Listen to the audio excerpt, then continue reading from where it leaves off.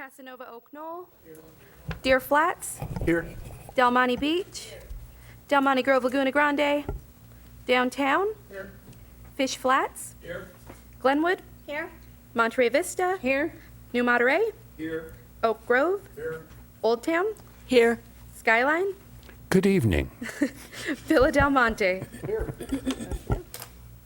Thank you. With that, we'll go. We have multiple meetings of approval of minutes, and we'll get down to the last one at 9.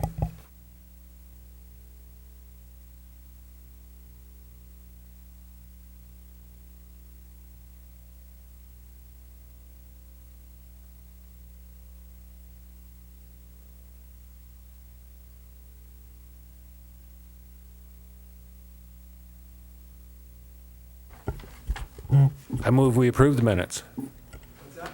I move to approve those minutes. Do we have a second? Second. All those in favor?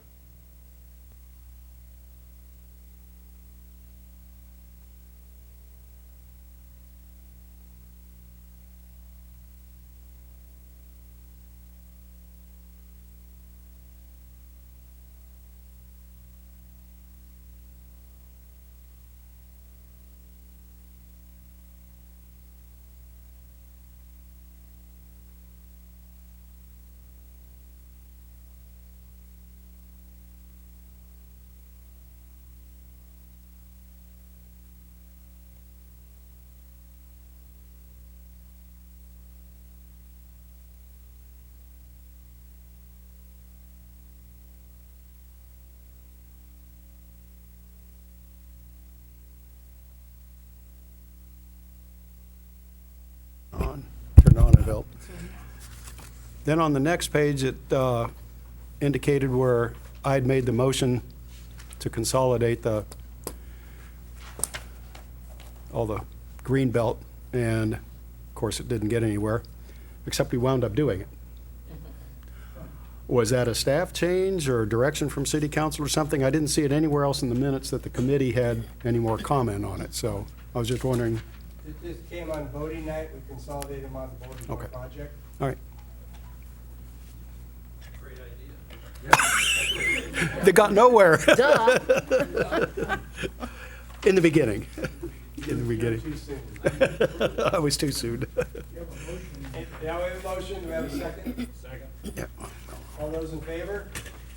With the amendment? Thank you. 3, April 11th, meeting minutes. Any comments or discussion? Good. Man. We're out of practice. Yes, we are.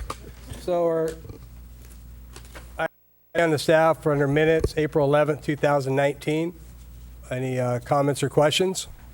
Motion to approve. Have a second? You get that?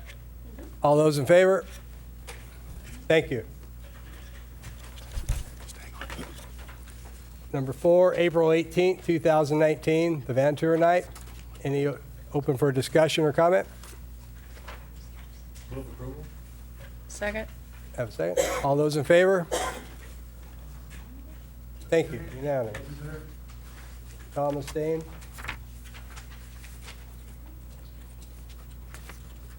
Item 5, April 18th, minutes, comments or questions? Motion? Approval. Second. All those in favor? Thank you.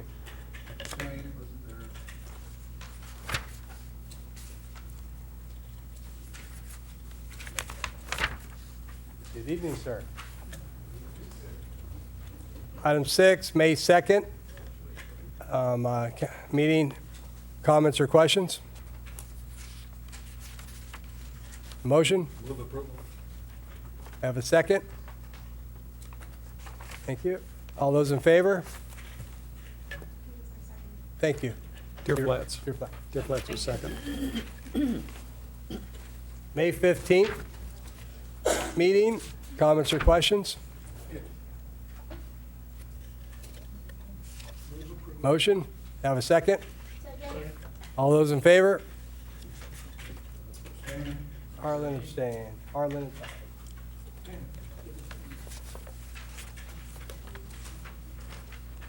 July 2nd, meeting minutes. Any comments or discussion? Second. All those in favor? Thank you.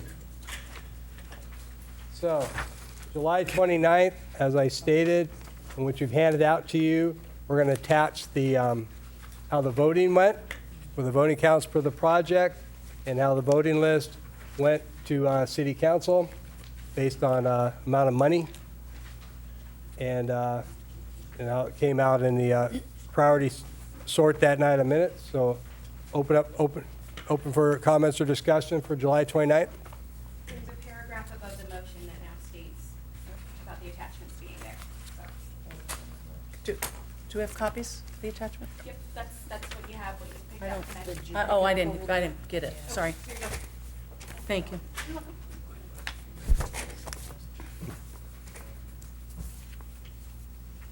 Any comments or discussion? This was a big meeting, so.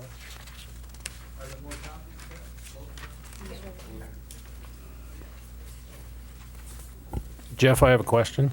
Yes, sir.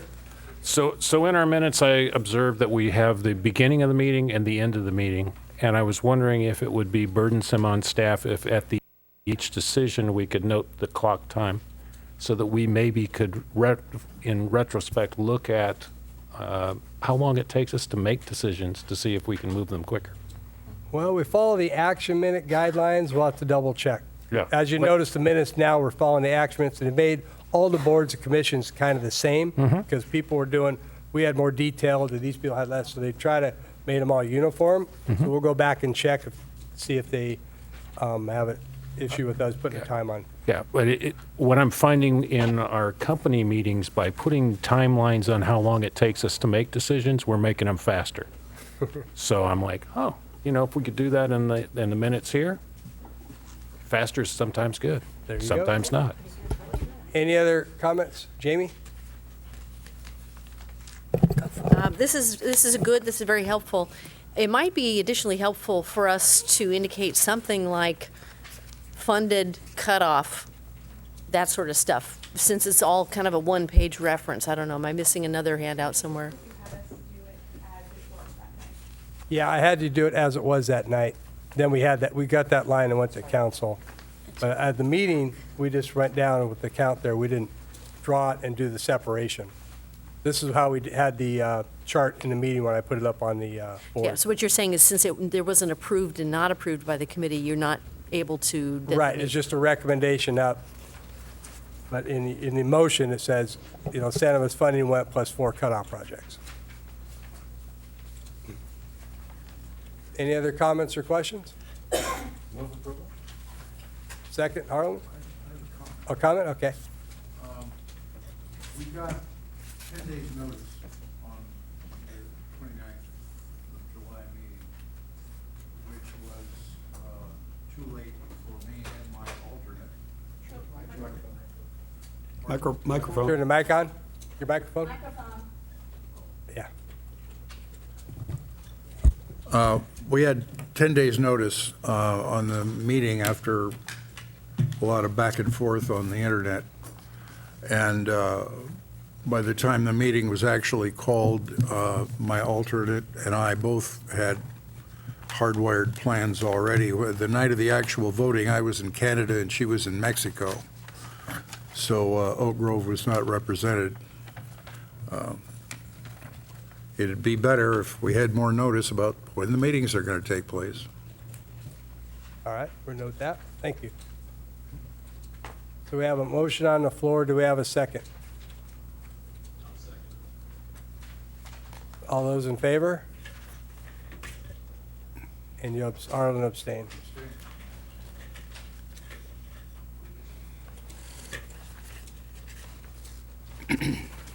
With that, we'll go to public comments for anything not on the agenda tonight. The public's welcome to come up and talk to a maximum of 3 minutes on any item within the jurisdiction of the Neighborhood Community Improvement Program that's not on the agenda. Would anybody like to come up and speak? Thank you. So we're going to information reports by me.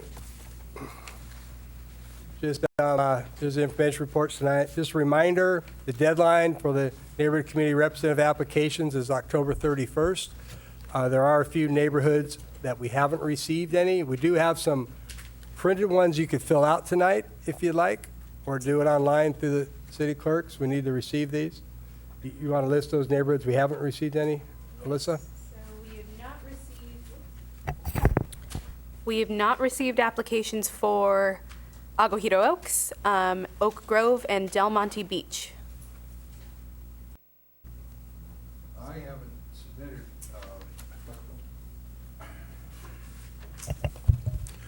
haven't submitted, submitted a form because I'm planning to drop out, but in any event, I'm here because I was elected by my neighbors. I don't understand this, as I understand it, is preparatory to being appointed by the city. You've always been appointed by the city council. All the years here, we make a list and recommendation to council, and the council has to appoint you to a board and commission. What we've done now is we're following the process of all the boards and commissions to fill vacancies or appointments, and they've changed it to up to a 4-year appointment. And so we're anticipating this first year, we'll probably do 2 and 4, so we have a staggering. But you've always been appointed by city council. We've had letters of recommendation, and we've forwarded that list, and even that one year with the 2 new council members, they actually interviewed people on the list because they weren't aware before they approved the appointments. Thank you. So in this process here, kind of with the code update, they've made all the boards and commissions the same, and we're following the process where everything goes to the city clerk. Then from there, it'll get forwarded on to council. Okay, that was just a reminder. Also to let you know, October 15th, the council approved the recommendation from NIP. We have 44 new projects for about 3.9 million. Have a remaining balance of 48,000, and they did do the 300,000 to the opportunity purchasing.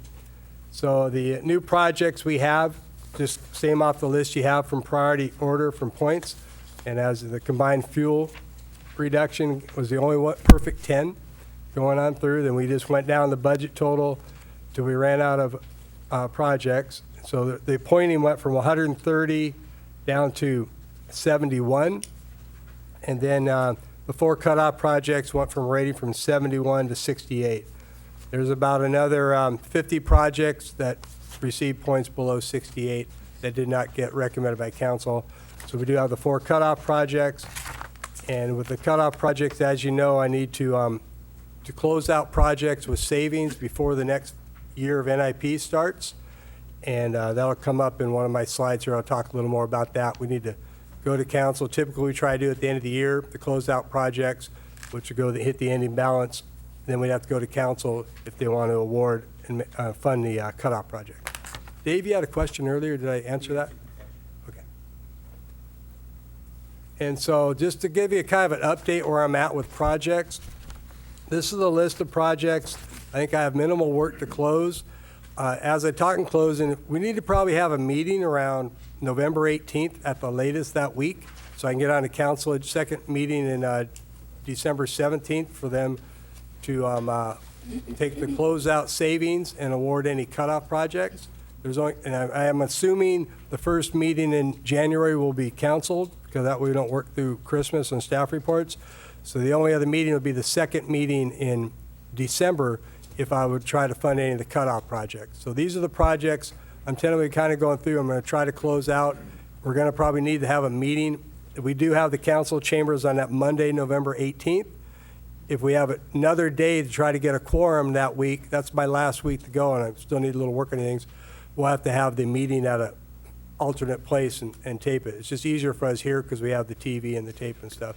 So we'll be sending out, I'll be working on this and see what actual list I can get closed out. I'd like to close some projects out and we can get to the cutoff projects. So these are the projects that need minimal work for me to close out. These are the projects I have in construction right now. Myself, we're running through. So a list of projects here. I know we're kind of fast. These are the projects I have in design that we've started with the engineers I have. And I'm kind of just got switched to new engineers. This is stuff we're going through. So these are the projects. I have consultants that I run doing designs for me, and some of these are getting ready to go out to bid, or I'm going to go and do other meetings at Parks and Rec for the Don Davy Creek Path design, and going to Cultural Arts for the Honor Garden next Monday. I'm going through, my consultants are designing these projects here. These are the projects managed by other city departments. So some of the museum, a lot of them are Louis with the Greenbelt reforestation, and then the property housing with the Belden Drake open space, things on there. These are managed by other city departments. And these are the projects I haven't really assigned or I'm not working on currently right now, and I need to get assigned to. We've just gone through recruitments. We're looking to try to hire 3 new people in engineering, spread the work around, or I can use the expertise of what's consultants if they have capacity. I haven't assigned these projects yet. And opportunity buy-in. So that's just kind of where I'm at with the project list. Once I get my personnel, we kind of come up with a more robust than what you're used to seeing. We're supposed to send that out every 2 months, a project update, and we anticipate going and get when we get them into construction. So that's a work in progress when I can get these projects out, and it's all going to go to manpower and availability we have to get these things out and how many I can give to consultants. Richard? Yes, you got a lot going on here. How much do you think is on the list? Just a ballpark dollar figure that you haven't addressed, that you're waiting for the new people on.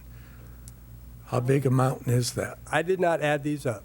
The big ones, I mean, the Beachway toilets, I'll probably hold those off until we get the study done. You know, that's 400,000 right there. I could find that out. It's itemized up, I just didn't, Yeah, the spreadsheet got too big. but it's smaller than it was by far. Well, getting there. Then it's going to add 3.9 million to it. Okay. But then, actually, even the new projects we added, about 4 or 5 of them, one's the second phase in the Colton Hall. Some I already have the projects being designed by consultants, so it's just for construction money, like the Don Davy. And some of them are, even though I had 44 new projects, I think 5 or 6 of them will just go to existing projects, or I've got Mar Vista at Tota Vista, it's being designed by the consultant. Now we have construction money. So some of them have already been worked on, even the new ones there. And then same as the Montecito, Laguna Grande Park, we had those because of the CDBG funding. We have to have done by April. Those are actually going out to bid this week. We just got the funding for construction. Any other questions or comments? I know you probably want more detail when your project can be worked on, but it's a work in progress working with staff we get. I just wanted to give you a little bit because we haven't sent out a new project schedule for about half a year probably, and we're supposed to do it every 2 months. So we'll get back on track with our personnel. Any other questions or comments? Dennis? Is this available with the original approved amounts with it? Like, Yes. could we get an Excel spreadsheet of that stuff so we can look at it? Yes, you can. Thank you. Appreciate that. The one thing I have to update is what the remaining balance is. That's what we haven't done. We have to go to each account and figure that out. Tom? Quick comment. Sometimes when you set out these Excel spreadsheets, even our computer super duper reproduction machine at the office, real estate office, can't print them out. They're too big. They're not as big as the machine you got in the, So if you put something out, it would be nice to just say a copy can be picked up at City Hall. Sure. Because I got problems blowing up the computer trying to get something to print that couldn't be printed. It was one of your super duper. I'm sure. That's why I use my AutoCAD. I print things in 24 Yeah. by 36 No, it was inches great. so I but could it read was it. just too big for Okay, most computers. sure. Most You can do that. printers. Yeah. You're not gonna That's read it. my limit. Any other comments? All right, we'll go to NIP spokesman reports. I guess I'm the only one here tonight. A lot has transpired. There's been a lot of changes from the FPPC and from the grand jury and the council and people reading the city charter. And most of that is behind us now. I want to report on the last council meeting. I did watch the whole thing. That's where NIP was finally approved. There weren't a lot of questions about the projects. There were questions mainly about process, like the one in Monte Vista and the conduit about going through the assessment district and whether we're going to use that or not. But the project did pass, but you may have to do some surveys. The main questions coming from the council were the projects that we created. They create maintenance costs because we're in a situation, and I did sit through the whole budget presentation. There's a $2.8 million deficit next year. The city has not been filling vacancies for the last couple of years. One of the reasons Jeff is way behind, because you see it in our parks. There's less people maintaining the parks. They're at the position now where they're worried about public safety and keeping services going. It's that serious. And one council member did mention the taking of NIP, and under the charter, the council doesn't have to declare a financial emergency. The council, all they have to do is say they don't have enough money for public services. And it's for that reason they're proposing, they may at the next meeting propose a half-cent sales tax for March. The state primary has been moved from June to March, so everything's ganging up on this March. I'm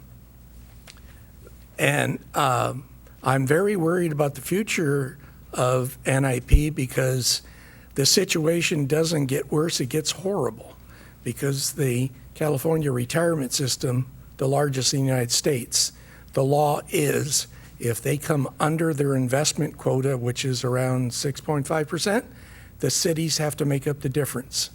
Every city in California is facing this problem.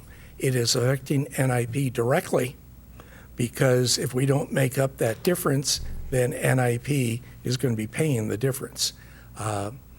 So I did arrange a meeting between the city manager and the Monterey Peninsula Taxpayers Association, and we're very fluent on the taxes that are being proposed, and that this half-cent sales tax may buy 2 years if there's no recession.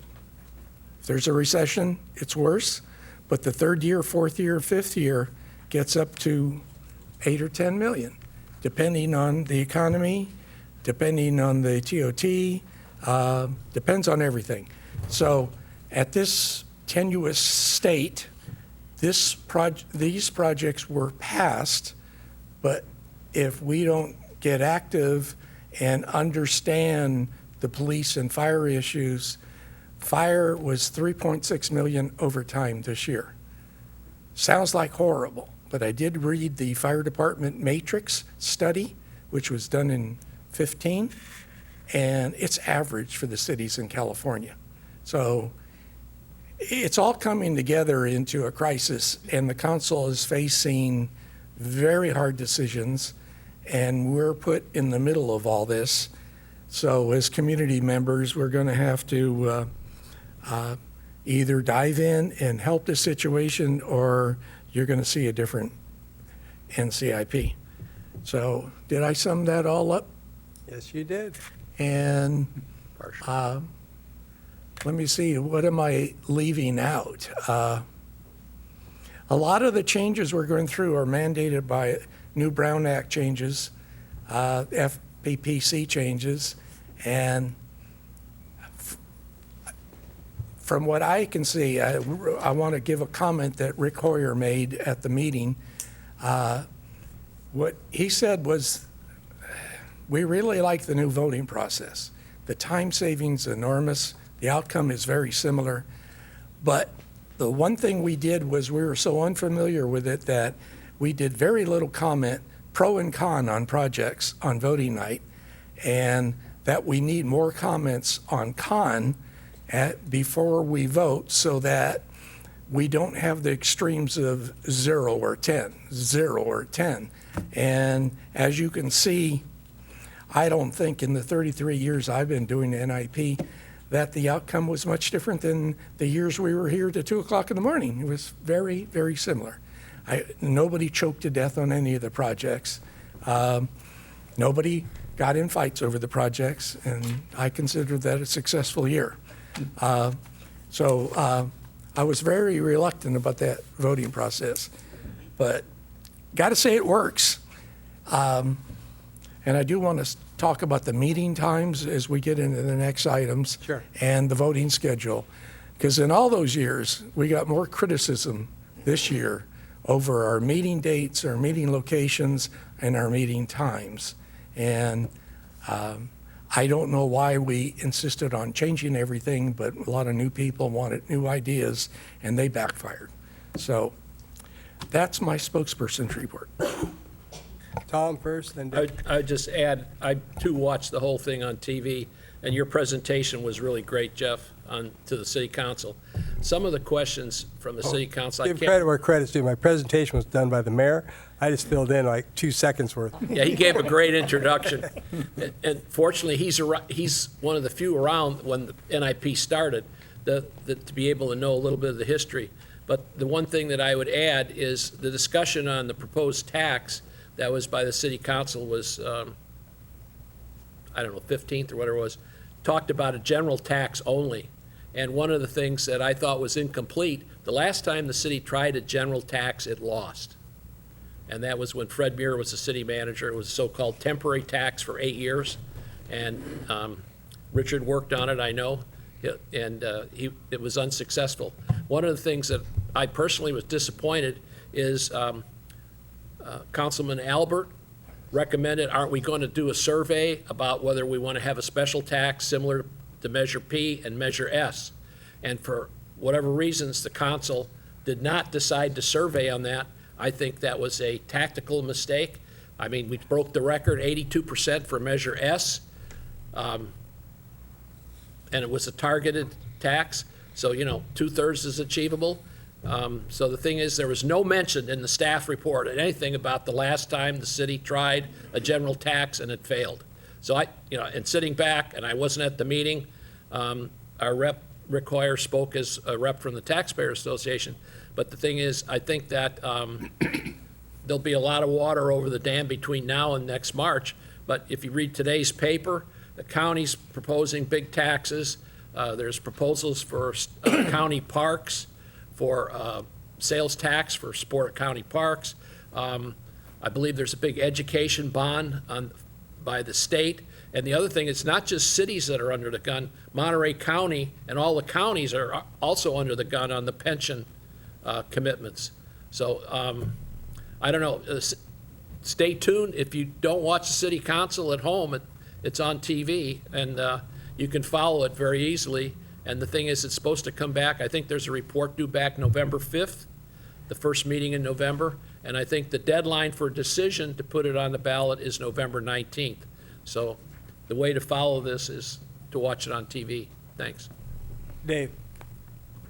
So to the comment on meetings, I remember one of the biggest things that threw this year into turmoil was that first meeting when we had the legal discussion that took up that whole meeting. And I remember we made a proposal to do that on a separate night so that it doesn't eat into our program schedule, if that was, Sure. one of the big issues. Okay. Yeah, All right. I have one comment I forgot. At the same meeting, council meeting, they adopted the new name of NIP as NCIP, Neighborhood and Community Improvement Program. And that's exactly what the city charter says too, but a lot of our members were reinventing what the charter said. The other thing is this is probably be our last spokesperson appointment because the council adopted a chair and a vice chair for NCIP. So we'll be more in conformance with the other commissions. All righty. So with that, we'll go to, what item number is it? Item 11. So the Casa Verde Helvick near Portola intersection, this was the project that was funded just for design. And then last year, I worked with Harry on this. We asked for $210,000, and if you look in the staff report, the actual description that went to council, we anticipated taking the two traffic calming projects, Phase 1 and Phase 2, that had remaining balances, so we'd have a combined budget of about $468,000. The reason I'm putting this up now is to rescope this. I'm going after TAMPC money, and for to get TAMPC money to help me for improvements on this project. They have a new program going up. At the staff level, they think it was great what we're doing here, but I need to get on a TAMPC agenda to have them approve our project.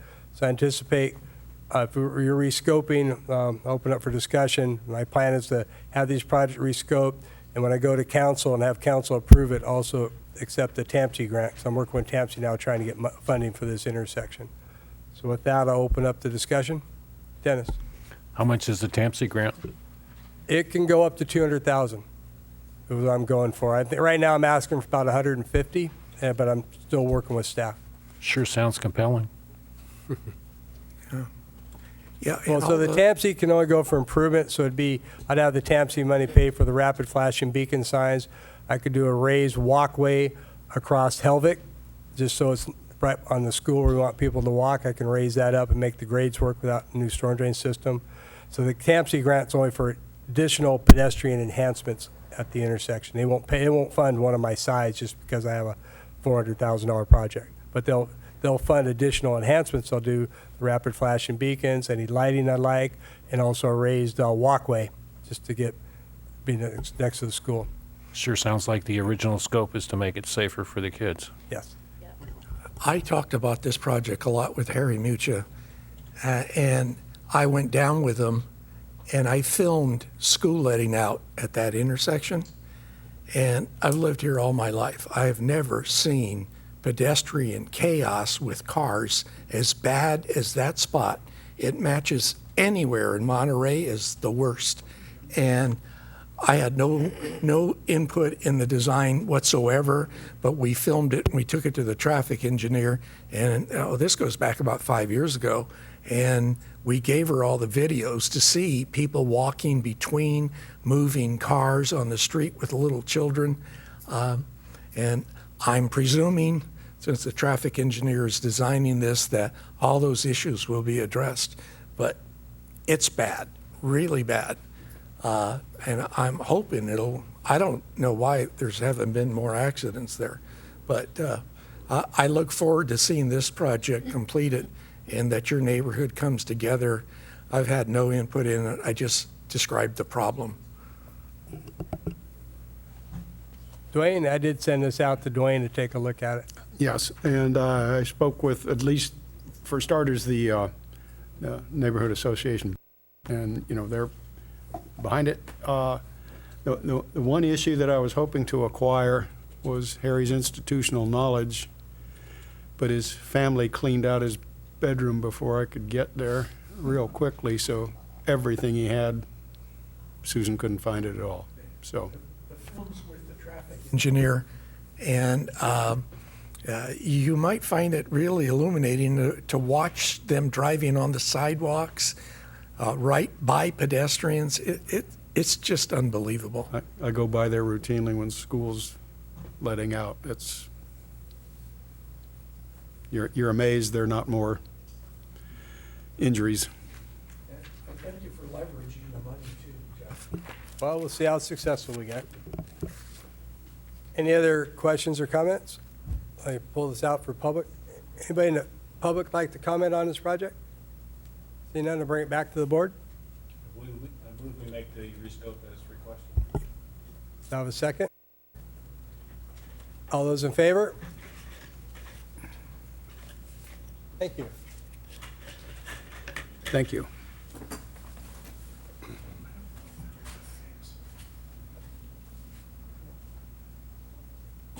So with that, like I say, we'd like to discuss, tonight's just discussion.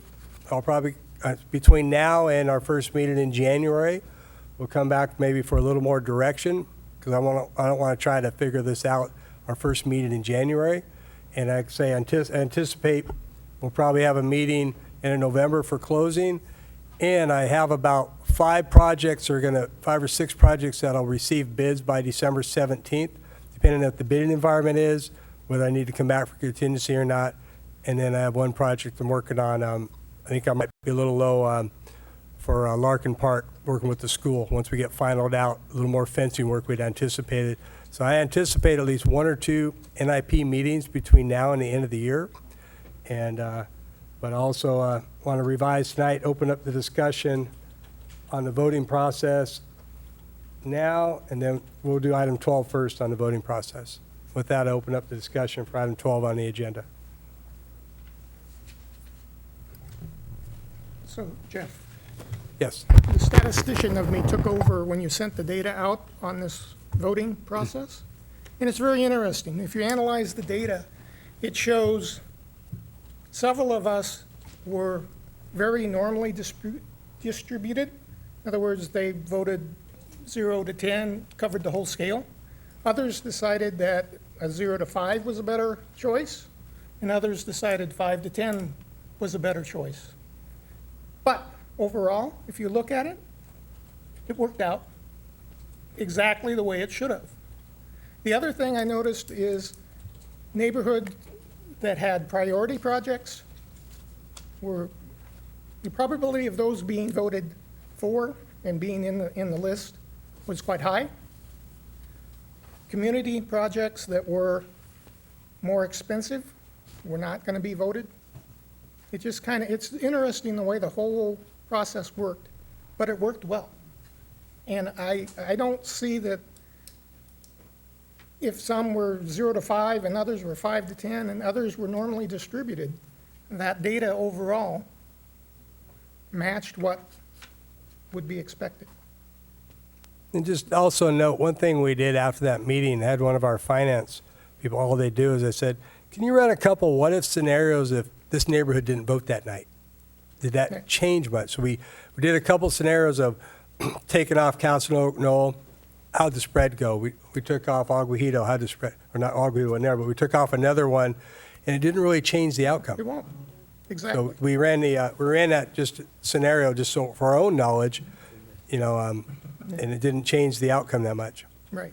So I think the scale of 0 to 10, and then people can bifurcate that, will still work out.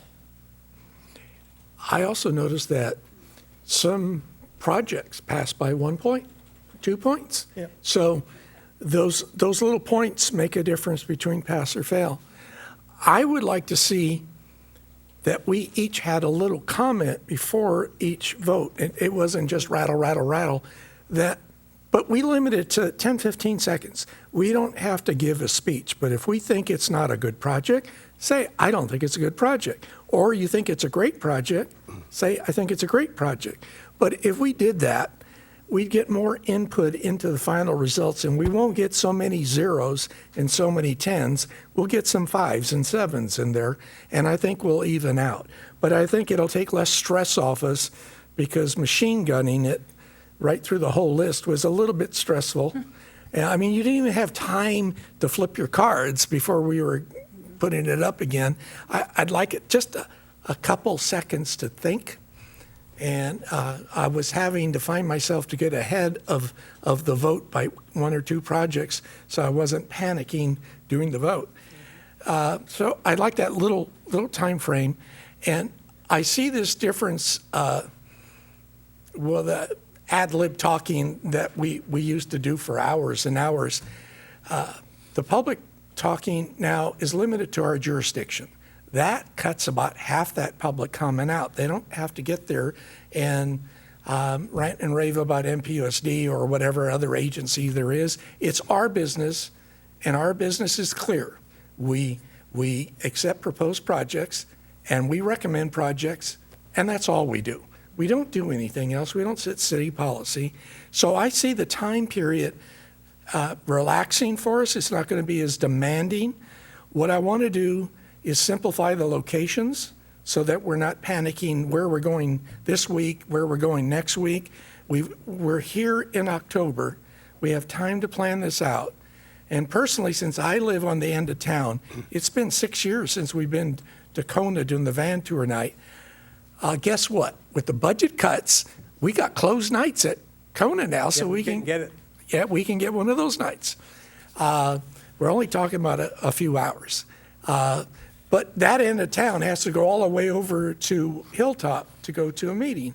So I want to do that, clear that up whatever way we can. And the other thing, tonight's meeting started at 6 o'clock. City Council starts at 7, Planning Commission starts at 7, ARC starts at 7, and then I'm thinking about the future on this table here. How are we going to get working people, how are they going to get home and here by 6 o'clock? Some people work out of town, and I would like to see us establish the 7 o'clock. We did it for 34 years. I don't see any reason why we have to start playing around. You upset the public. They thought it was 7, then it's 6. Let's just standardize it. And I really don't think we're going to have those long meetings anymore. I don't think that's going to happen.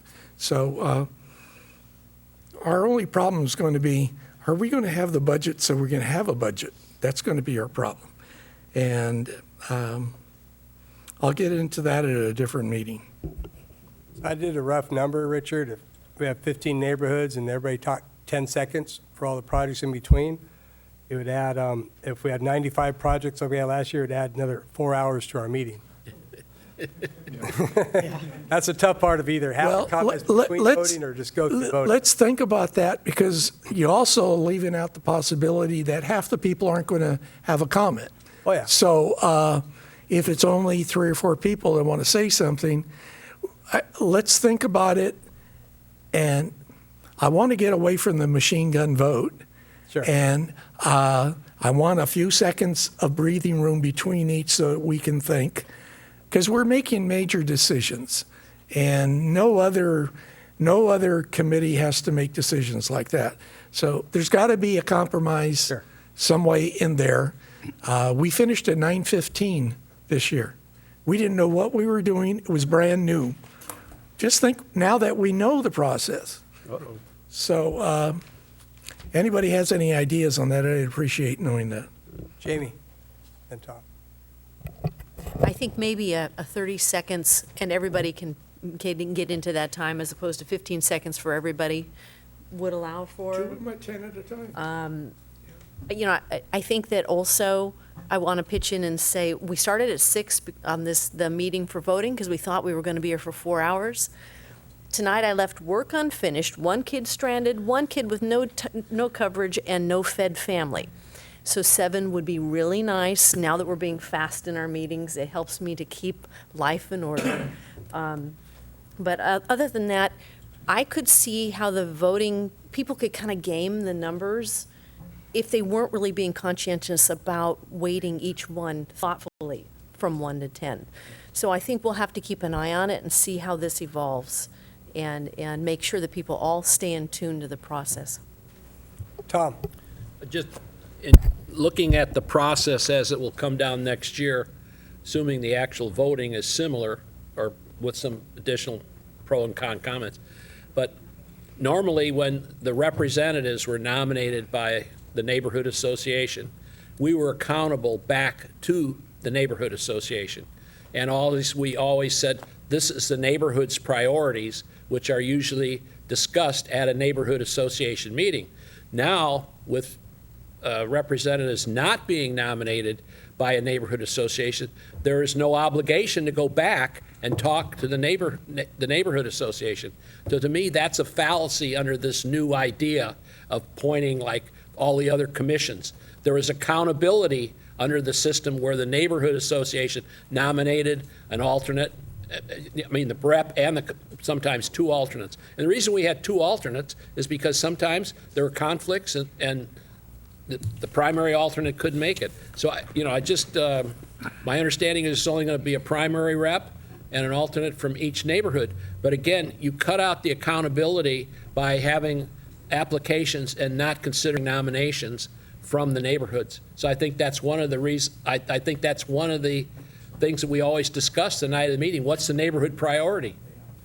That falls out of the voting night, so maybe it'll go faster. Okay, Dennis. Here.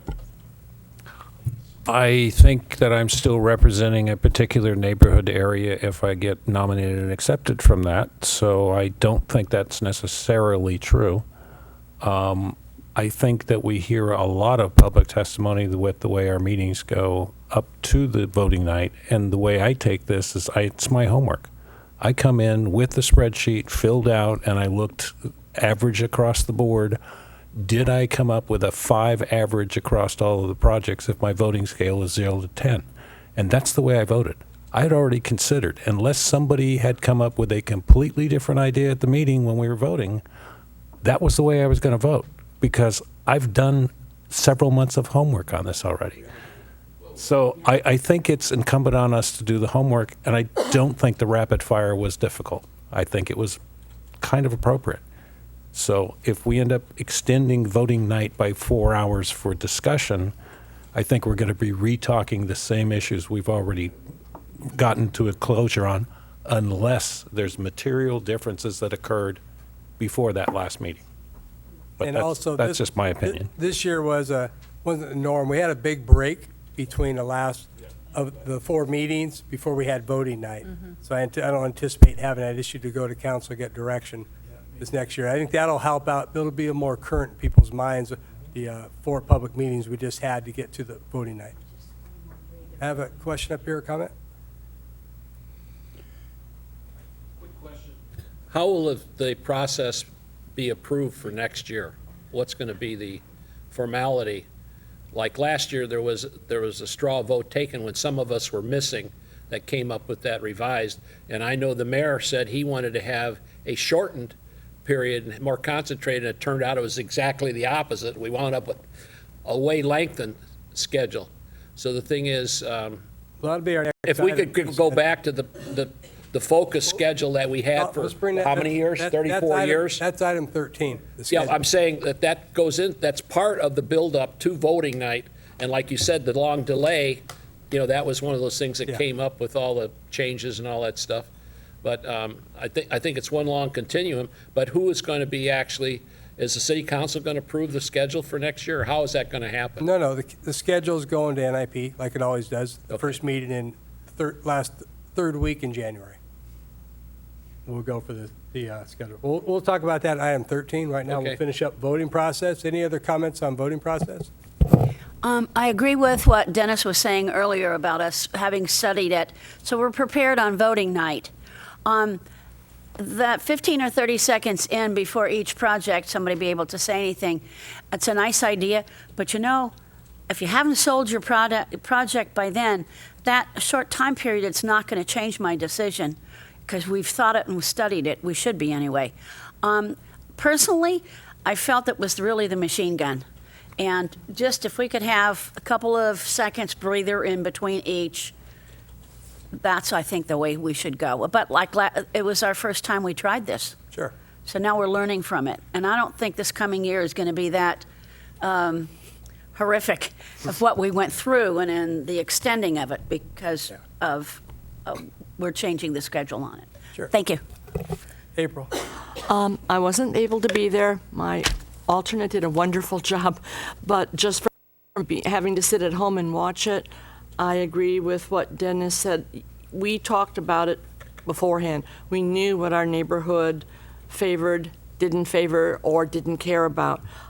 So it was made it easier for her to sit down and go, okay, I'm going to do this, this, this, and this. And just from watching on the outside, I think it went very well. And you're right.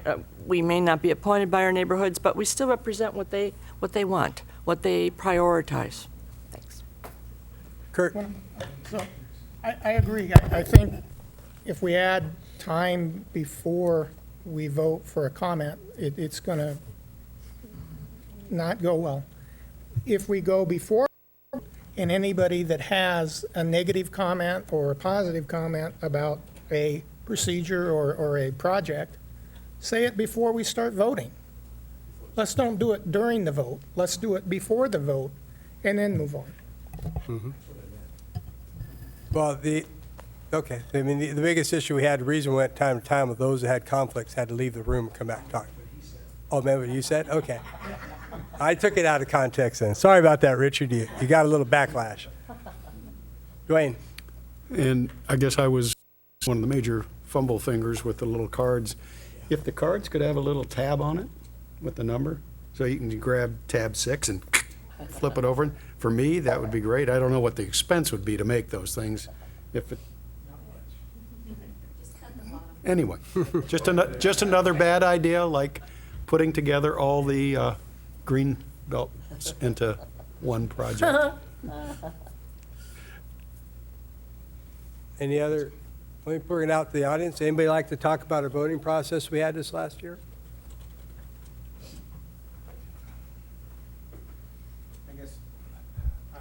I guess I have two comments. One thing I noticed is the projects during voting night, that the project that where people really came, where the residents came to support projects, did get funded. Is that green light? Oh, there. Oh.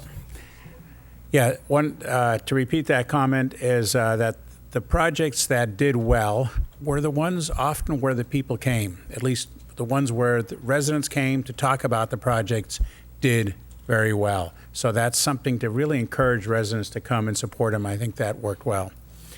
The other thing that's not quite associated with voting night is you addressed the point of the city council selecting us as residents. I think what we did, we voted, and in our application, we stated what our neighborhood association voted, and I think the city would love to have that kind of help in choosing us. So I still recommend neighborhoods to do their votes, submit that to the city so they know, so the city council, I don't know, maybe Clyde has a comment on that, but I think that would help them quite a bit as well.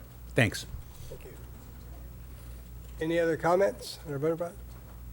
You have a last comment? Bring that back, last discussion? As what Dave said, I'd like to schedule a meeting in that schedule in the spring where any presentation that's going to be done to us on that night, so that we don't have the conflict between the public comments. Well, let's bring that up in 13, because right now we're talking voting process. Okay. We'll close this out. Any other comments on the voting process? One quick one. Some people address it, but I think 1 through 10 was to give a good spread. One of the council members said, oh, I like 1 through 5. He is totally inexperienced the way this committee works and the way it has worked. And I think we found out that the 1 through 10 worked really great. Okay. Because it did give a spread. And I'll have to admit, I was wanting 0 through 25, and 10 is fine. Thank you. If I can finish my comment, the only part of the evening that I was confused on was right at the end when we finished, and you only had it on the screen, and it was hard to comprehend pieces of what we accomplished.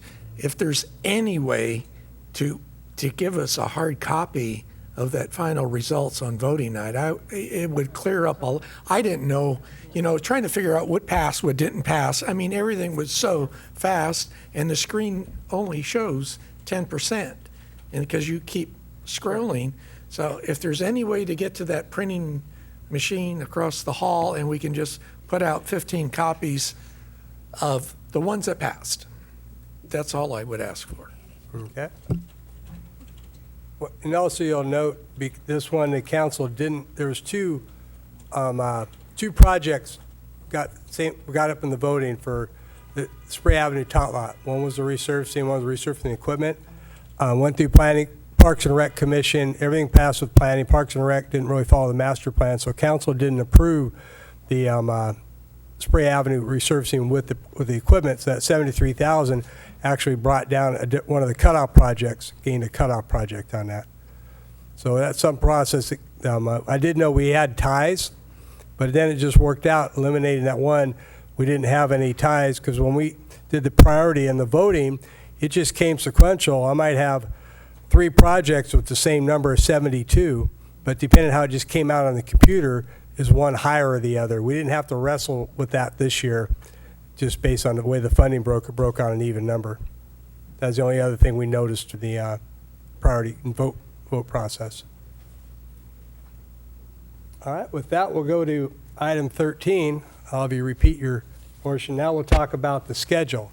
So last year we did do a new schedule where we, in April, instead of having a week back-to-back meetings, we put 2 weeks between the meetings.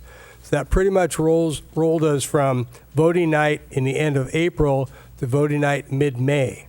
But then because of other items happened this last year, we didn't really get the voting night till July because we'd gone to council and got direction, and we changed the whole process for the voting and stuff on there. So I don't anticipate that next year, but having the 2 weeks between the meetings, it added another month before you actually got the voting night. And you might not be able to remember the 2 recent public hearings we had on them, but without opening up the discussion about the schedule we went through last year.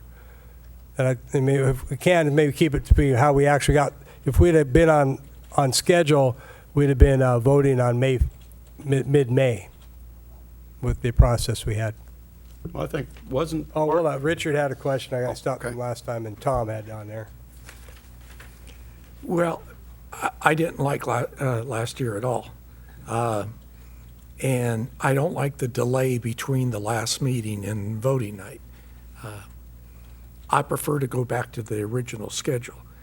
I would only add a special meeting if somebody wants to talk for 2 hours, and that puts us all off for the entire year. And it's worked for 33 years. Unless you have a reason why you need that 2-week gap. It helped us because a lot of our meetings are good. We'd finish up here 11:30 or midnight. Then we had to get the agenda report out first thing Friday morning before noon to meet the meeting for the following Thursday. It's a pretty tough crunch on staff to get the agenda out for the following meeting. It did help me on changing things or doing cost estimates. So those are always every other week. It just gave me an extra week to change the scopes and stuff. So it did help us getting the agendas out because Alyssa is the one that has to put the agendas out and get them out before noon on that Friday. And there's a lot of times we wouldn't get back and out of here till 11:30 or midnight. See, I don't want to let the attorney presentation, which threw us all off, because we weren't planning that agenda, having that long a session. So you're saying this last period was good timing for you? Spreading the month of April out for 2 weeks between meetings made it easier for doing our agenda reports, getting them in, because it's not just us. We got to rely on planning. We do the sequence. It's kind of cookie cutter from the start, but we have other departments wait for us so we can actually load up an agenda report that works for us. So having to crunch was tough. The other issue, like I say, we did have the presentation, which caused us a couple hours, but it kind of came out, as you recall, when we had that volunteer and do the same training 2 years before, we didn't get any compliance people showing up and taking the training. So it might be the reason why they chose a night that we do business, so we had enough people here to go through the training. Because we'd gone through that Brown Act training before a couple of years ago. We had them here at the council chambers and altar days, and we had really minimal compliance from this committee. Okay, I understand. Jamie. Well, first actually I had Tom, then I'll go to Dwayne and Jamie. Tom, you had a comment about the schedule. Question, instead of starting the kickoff the third week in January, why not do the kickoff sooner? And move it forward instead of delaying it at the end. I need to have the council, depending on, right now, I need the council to appoint a new committee, or it'd be the same committee if there's no appointments. That might be a little tough to, we could take a look at that. Supposedly all the applicants have been in, right, by end of last month or whatever it was? No, next week. The Next week. applicants are in, then we have to get on a council agenda. I mean, if we're looking for more time for you, instead of waiting until the third week in January, why not start like the first week or the 10th? So that gives you more time to space it out later. And then would you up the project's middle date too? Right now, we're. I mean, you'd have to look at this, So if everything rolled back a week. Come up with a tentative schedule, but I think the idea of having the voting night closer to when we have the van tour and the final review of projects, I mean, that's really crucial to get a real good, for our decision-making. Sure, we'll take a look at that, because Yeah. really our work starts once we get the applications, and that's where we start going. So add Dwayne, then Jamie. No, my comment was going to be the 2 weeks that I thought was for staff to catch up and do everything necessary so that we can get the most advanced notice out on the next meeting, instead of, the minimum of 72 hours. Yeah. Constantly. And I think that's one of the things. I know a couple of folks from my neighborhood were going, you can educate them and say, sign up, subscribe to the agendas and stuff like that, but still. But, thank you. Jamie? I think to clarify, when we look back at the schedule, there were three things that impacted it. One, we purposely spread out the meetings to have those 2 weeks to allow for work during the main session. Two, we, not on purpose, delayed voting dramatically. And three, we lost a lot of one of our working meetings for a discussion that was both compliance and also a big special deal. I would propose to you, I think, except for the people that were surprised by the change of the calendar, that the 2-week spacing in the heart of our work time did not appear to propose to be a lot of problems for us, and it did help staff. I would say that the long delay at the voting meeting is not going to happen. We just keep on that slightly extended schedule, and that the taking up of time that on that one meeting. If we just say Brown Act gets only a short amount of time, we can probably get it all done and not lose our momentum on our other work. So I do think that overall, the plan we put together last year was probably sound. Take out the extra time spent talking about voting, take out the delay spent waiting for the voting to come together. April, you have a or I think Dennis was reading. okay. Just quick question. If do we have to listen to the Brown Act presentation every year? I think it's every 2 years. So we don't have it this We year? won't have that next So year that coming will up. leave us a big chunk of time for ourselves. Unless we have new committee members. Oh, yeah. The new members will probably have to have the training. Will that be separately? That goes to the city attorney, and I go to their, when they meet, so I'll have to talk to about them. Couldn't we just say, if you need to do this, then it's going to be a special meeting? Yeah.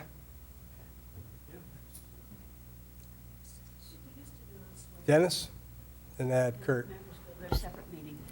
So thinking about the schedule, and I kind of agree with Richard that a year ago was better than this year. Can we tell city attorney that the third week in January is your only shot? That's when you can get us, because we're really just kicking off and getting set up and kind of doing those procedural things. So we have to show up for that meeting, and if we're going to have the legal presentation, third week in January, that's it. That's your shot. So that's one comment. To the extent that we're doing public testimony, is there that much work on your end that having the 2 weeks works better at that point? Yeah, No. oh yeah, it helps us out to organize and get the next agenda out. Because really, the week we have the meeting, I'm working on the following week's agenda and scopes and alternates and changing out. We're going back in, we're remeasuring, trying to do the estimates. Yeah, because the thought was, to the extent that it's public testimony time, go ahead and leave that back to back, week to week. But then where you need that time from staff time to be able to prepare for meetings, then go to 2 weeks. So then you're not expanding every other meeting. You're expanding maybe 2 or 3 at the end. But you got to do the work, so I don't know how that works. We'll take a look at that. I went over here. Kurt? Oops, sorry. The other thing I want to bring up is conflicts. The sooner you get the projects out and who has a conflict, I know I was successful on several of the conflict projects I had, but that takes at least 21 days for the attorney to write the letter and to hear back from the state.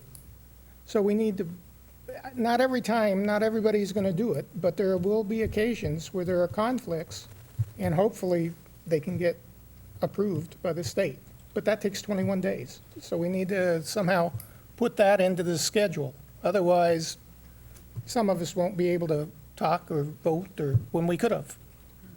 And that's, like I say, when we get project submittals, that's when we start doing a conflict map. And some of those descriptions are real descriptive. I want you to be in this block, or I want you to be around this corner.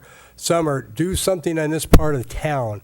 And we got to track that down and try to figure out where the actual is so we can make up the conflict map.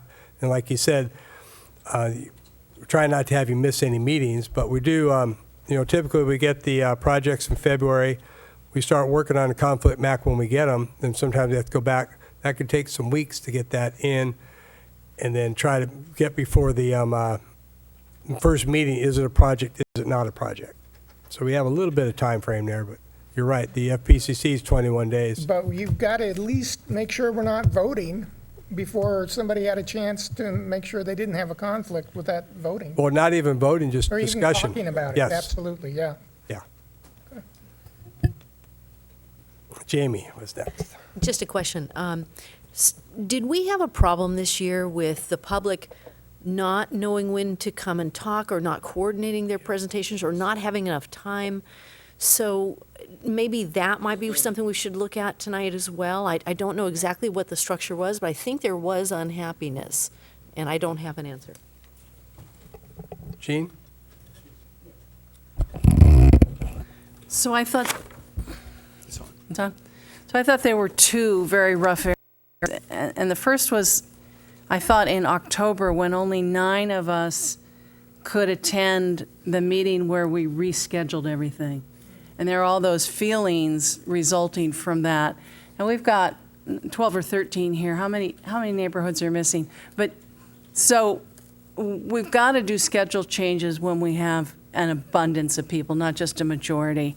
I don't know how you're going to do that. It was just a problem for the rest of the year. The other tough point was what you're alluding to, Jamie. Once we got off schedule with the attorney's presentation, the schedule that the public had access to was off almost every meeting. The times when they could come here, different projects, different presentations, was off the whole time. And I felt I was constantly having to expend way too much energy correcting when they should be coming and keeping them alerted to a constantly behind schedule. And I thought that was exhausting. And they were very frustrated. So I think when we get our schedule, we have to say, we're sticking to the schedule because of the public. We have a duty.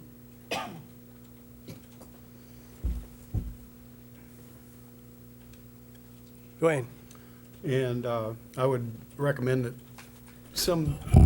somebody gets with the council or whoever the selection subcommittee is that they pay attention to what their addresses are, so someone, a rep and an alternate, don't live across the street from each other. And then all of a sudden, you've got no one voting or able to vote on a project. So give them a conflict map. You have a question? Comment? No, I would point at the time that we're just about finished and it's 7:10. So I'm still lobbying for a change in meeting time. And if an emergency comes up, we can call a special meeting. But it truly has to be an emergency, not a made-up one. Like we said about the presentations, you gave a point, and that's probably the only meeting where we really have the time to do that. And so you can express the committee's opinion that everything got confused from that moment on. And we don't have to do that. And the big thing is, we're not judges. We're not even juries. We recommend. So we're doing this for the public, and we have to emphasize to make it right so the public can come here and express themselves. And we tended to lose that last year. There was a lot of conflict about, well, let's cut the public off, and we're here for them. We're not here for us. And so I want to make sure that the schedule is firm, and so that we don't get that confusion and anger from the public. I think in the end, they're happy because most of them got the projects. And I will say on voting night, I did change some points because some people got up and made points I didn't hear before.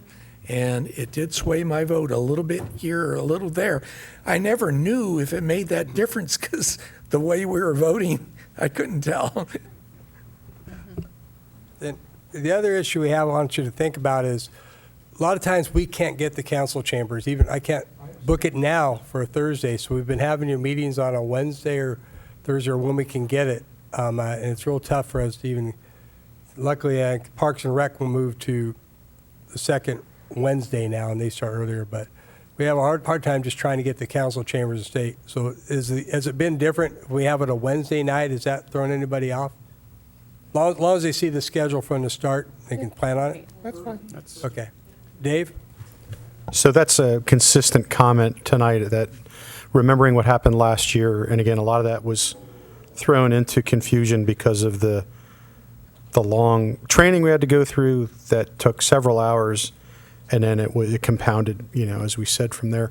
With that in mind, I would not recommend what Tom recommended about changing the deadline, because, again, it was the consistency of public knowing this is how we've done things. It's about the time of year when the projects are due. I'm okay with the 2 weeks, but I would recommend we do the training if it has to occur on, we schedule that separately, and I don't think we're going to constrain the lawyer to an hour. If she's got to cover Brown Act and FFPC, and there was a couple other things that she had to get through this year, it's going to take the time it's going to need. So get that done on a different night, make it mandatory. It's one of our regular meetings so that everybody attends.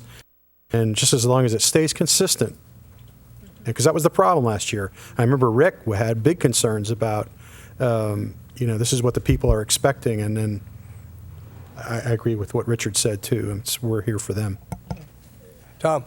I just wanted to follow up. I think that the advantage of our old procedure as far as the timing and the schedule and having it done with the voting night at the end of April meant that essentially you had, January, the middle of January through the end of April. And I know in talking to people to see, at a neighborhood association meeting, we need some volunteers to step forward. When you start telling people this is something that's going to run 6 months, you're going to sign up for 4 years. I don't know about you other neighborhoods, but boy, hey, that's a hell of a commitment time-wise. I think having a concentrated schedule, while it might be tough on the staff, I think it's more efficient because between the review of the projects and eventually voting on it. So there's a trade-off how long and this year, I think the trade-off because of circumstances, some beyond our control, really was an inefficient way to do it. So I guess I'm arguing that we try to shoot for a voting night by the end of April. Okay.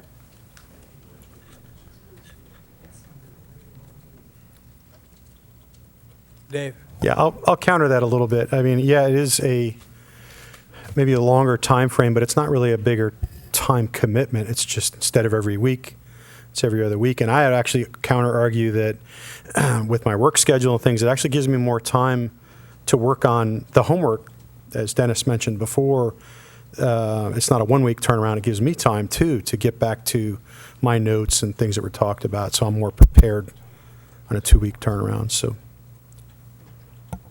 Yeah, so what do you think about, we've split the neighborhoods, they all have 2 hearings. So if we did back-to-back the first hearing, then we had that extra week break, then went through the second hearing on them, I'll take a look at it. Because right now we did April is 4 weeks. Well, actually we start March, we go 3 weeks April, and then voting night's end of April. It may be in between, after the first public hearing, we had that extra week to get it going and get back work on the following week. That may be an alternative. We have to take a look at that. Not always 2 weeks between the meetings. Yeah, I kind of like that idea. I think a separate meeting on the city attorney thing. I think the third week of January meeting, we ought to just put it in there and tell her that's it. And hopefully we don't have one. Maybe the lawyers won't change things in California. I know in labor law they change it every single year, which gets to be challenging. I think I forgot my other point.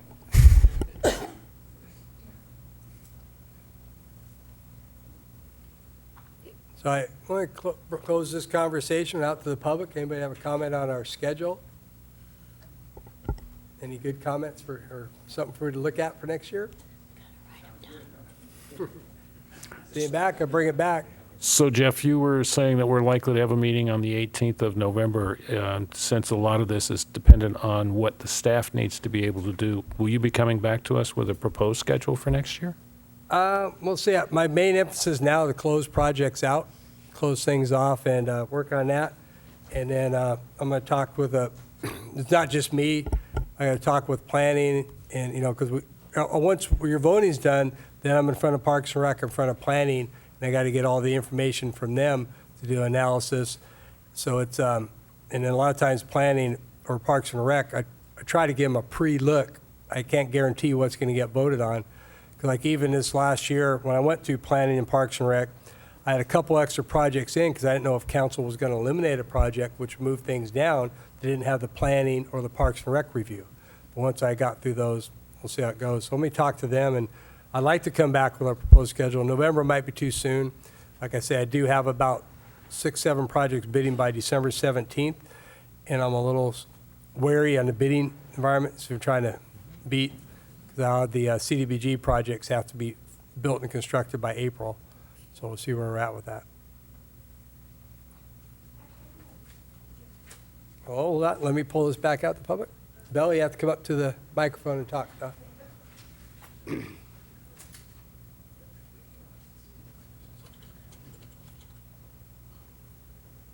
So the question is if we start in January and you vote in April, when is the public putting their input in?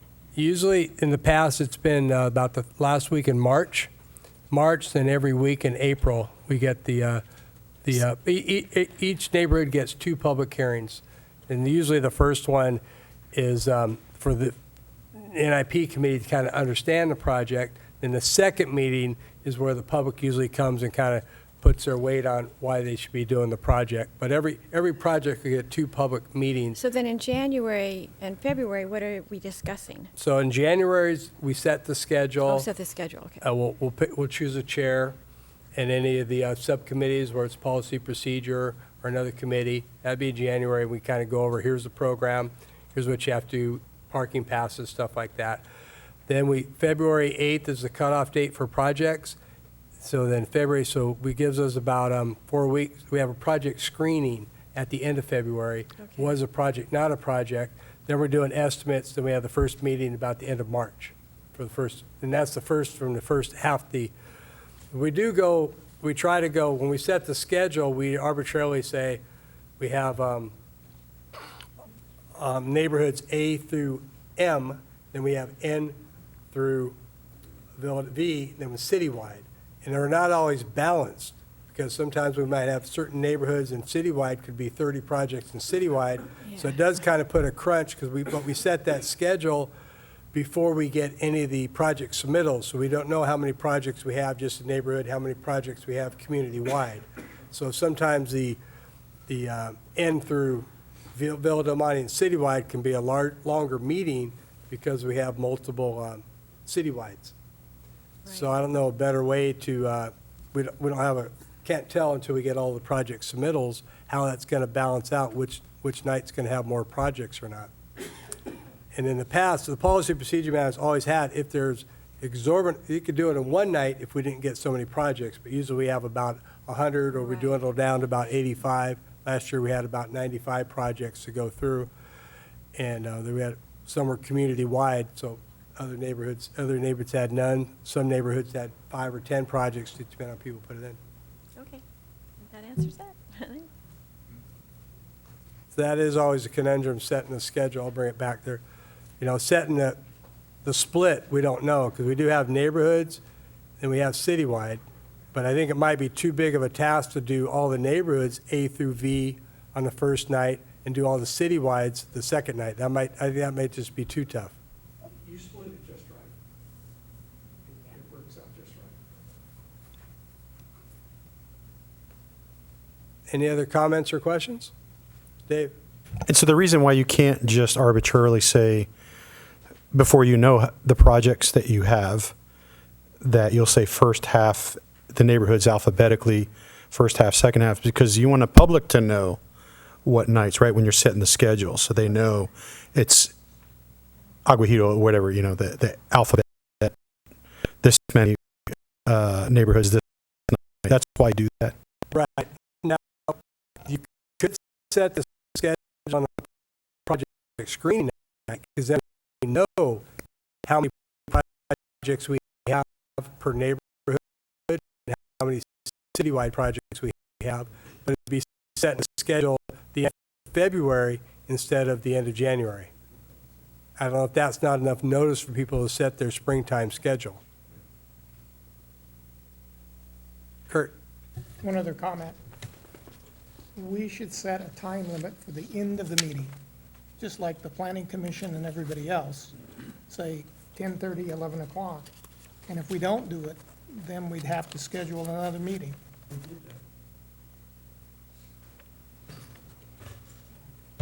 Yeah, we did that this year. Yeah, I don't know that we published it, though.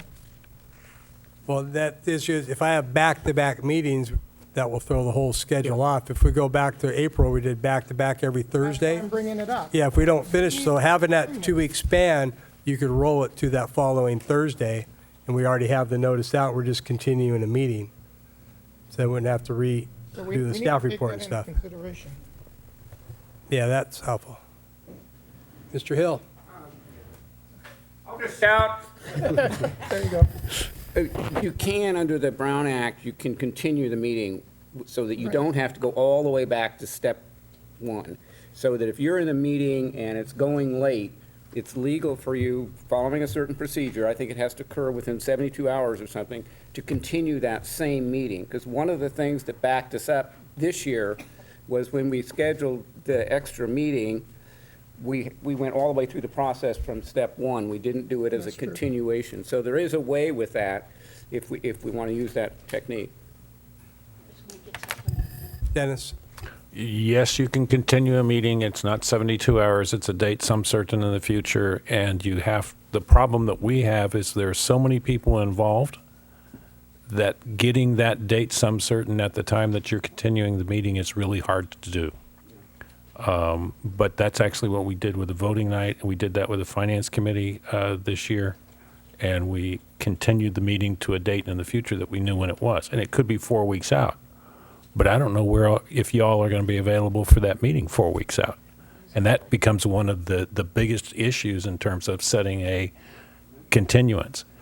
I think it behooves us, particularly when the public gathers to tell us what's going on, to do a continuance.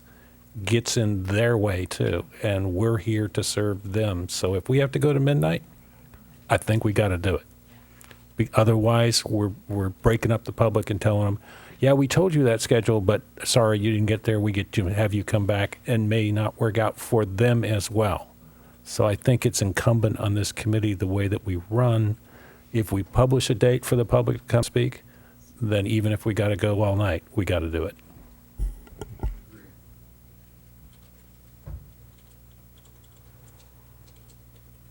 Any other closing comments? So,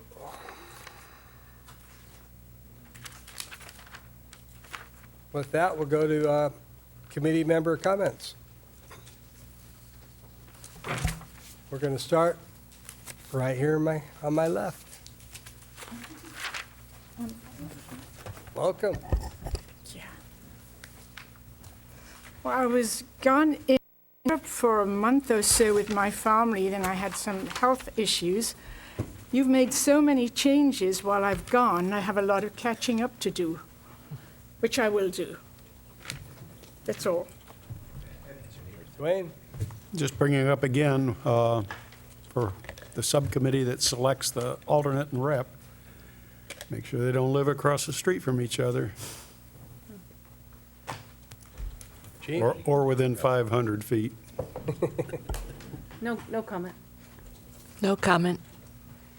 I think this year's going to work out great, and everything is going to go to schedule, and we're going to have a much more organized and great time. And I look forward to it. Thank you. I concur. Unless we have those other meetings held at a separate time and not interfere with the NIP evenings for the public and for us. See y'all at 7 o'clock next time. I want to bring up something for you to think about on that tax I was talking about earlier. State law says we can go a half-cent sales tax more. That's it. That's state maximum. So in March, County Parks Department, Monterey County Parks, is considering a half-cent sales tax. So if they both win, who gets it? I haven't got an answer yet, but only one can increase the tax a half-cent. That half-cent will get us $4 to $5 million a year and buy us a couple years of the services we have and give us a 2-year break. But nobody I know is going to run the campaign, and but state averages 90% of sales taxes that are general tax pass, so that's on the other side. But I'm not even sure about the details of it yet, but think about that. That's where we lie. And I hope we do have a budget next year. Thanks. Harlan? Good night. Thank you. Tom? Good night, Mrs. Calabash, wherever you are. Kurt? No comment, thanks. Good night. No comment. Thank you all. Meeting adjourned.